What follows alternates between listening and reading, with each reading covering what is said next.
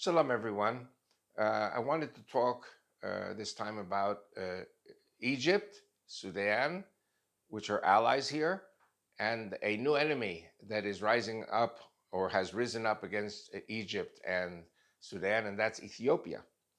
Ethiopia has built its high dam on the Blue Nile. Blue Nile is one of the two Niles. You have the White Nile and the Blue Nile, and they merge in Sudan, and then they continue northward towards the Mediterranean. The Egyptians and the Sudanese are very concerned that the Egyptian Blue Nile Dam is going to block so much water from reaching the White Nile that this could lead to famine and perhaps war. And we know in history very often that there are wars over water supplies. We see also what happened with Turkey.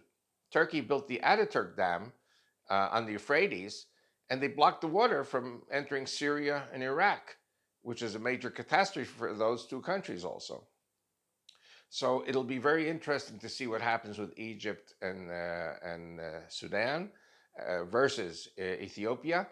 Um, of course, Israel at this stage is good friends with all the three countries, well, with Egypt and with Ethiopia. We're hoping to have relations with Sudan, but Israel will have to be neutral in whatever happens between Egypt and Ethiopia. What I did want to say, very important to say, is that we have to watch biblical prophecy.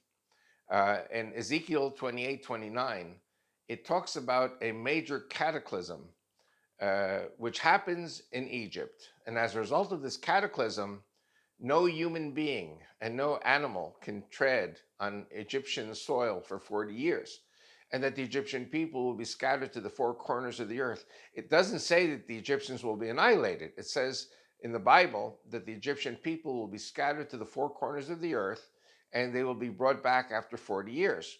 Where will this take place? It will take place between Aswan, which is where the dam is, and Migdol, which is on the Mediterranean. What is Egypt? Egypt is basically a valley with a very fertile Nile River going through. The rest is desert. And so, one of the things I fear could be an earthquake. It could be, who knows? It could be a missile. It could be a bombing. But if the Aswan Dam goes, there will be a tsunami, a wall of water going north along the Nile River. And people will have basically maybe half an hour or maybe a little more to flee to the east or the west to the high ground to evade the rushing waters. Cairo will be completely immersed in this tsunami from the Aswan Dam. This tsunami will also reach Alexandria. And 40 years, there will be no people there in that river valley, especially if it's nuclear. So I don't know what's going to happen, but this is a Bible prophecy that never happened yet. And so we have to watch Bible prophecy. We have to see, does this interconnect with the tensions today between Egypt, Sudan on the one side? Don't forget, Egypt, Sudan were one country in old days, and Ethiopia. And we pray for all the peoples in these three countries. We love the people of Egypt. I mean, my wife is Egyptian, so I better love the Egyptians. And Sudan and Ethiopia. Israel, like I said before, has only one interest, and that is there should be peace.